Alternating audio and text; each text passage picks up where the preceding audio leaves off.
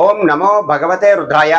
మనకి జన్మలగ్నంలో జాతకరీత్యా గోచార రీత్యా ఆ నవగ్రహ దోషాలు అనేటటువంటివి ఎక్కువగా ఉంటాయి. అంటే మనకు నడుస్తున్నటువంటి దశ అంతర్దశల రీత్యా మనకి ఉన్నటువంటి ఆ జన్మ కుండలిలో ఉన్నటువంటి ఆ గ్రహాల మార్పు కారణంగా మన జీవితంలో అనేకమైనటువంటి మంచి మార్పులు కానీ చెడు మార్పులు కానీ జరుగుతూ ఉంటాయి.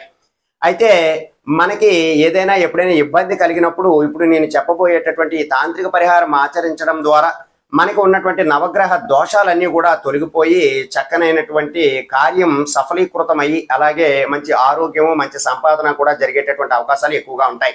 అయితే తాంత్రిక పరిహారం ఎలా చేయాలి అంటే మీరు కొద్దిపాటి ఉడకబెట్టినటువంటి అన్నం ముద్దను తీసుకుని ఆ యొక్క అన్నం ముద్దను 3 భాగాలుగా చేసి మొదటి భాగాన్ని మీరు కుక్కలకి తినిపించాలి. అందులో ఏమీ కలపకుండా పొడి అన్నాన్నే కుక్కలకి తినిపించాలి.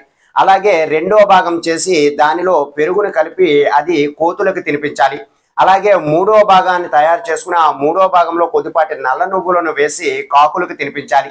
ఇలా ఈ విధంగా గనక మీరు ఈ 3 అన్నాలని కూడా గనక ఇలా చెప్పినట్లుగా చేసినట్లయితే చాలా మంచి ఫలితాలు అనేటటువంటి ఉంటాయి.